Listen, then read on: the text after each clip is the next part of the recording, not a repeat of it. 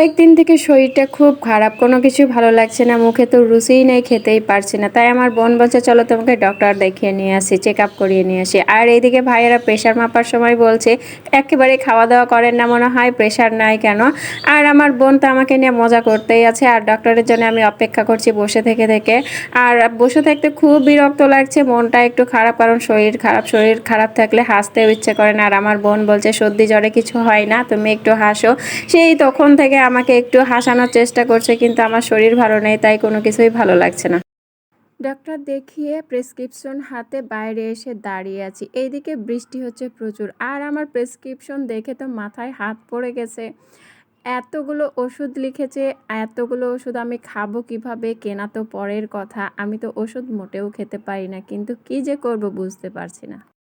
আজকে সারাদিন শহরে কিন্তু বৃষ্টি ঝরেছে। এত পরিমাণ বৃষ্টি হয়েছে, আমরা কিন্তু ভিজে গিয়েছিলাম। আর ডক্টরের চেম্বারে যাওয়ার পরে শুকিয়ে গেছে। আর এখন তো বিকাল হয়ে গেছে। সারাদিন ডক্টরের কাছে ঘুরে আমরা কিন্তু ক্লান্ত হয়ে গেছি। আমায় তো দেখে এক্কেবারে পেত্নীর মতো লাগছে। তবে এইরকম বোন থাকলে কিন্তু অনেক মনের ইচ্ছা পূরণ হয়। আমার বোন জানে আমি রিক্সা করে ঘুরতে খুব পছন্দ করি। তাই ও কিন্তু আমাকে রিক্সা করে ঘুরাচ্ছে। সারা শহর আজকে বৃষ্টির মাঝে আমরা ২ বোন মিলে রিক্সা করে ঘুরলাম। সত্যি এইরকম বোন থাকা ভাগ্যের ব্যাপার। তবে আমার যতটা ক্লান্তি ছিল, এখন সব ক্লান্তি দূর হয়ে গেছে।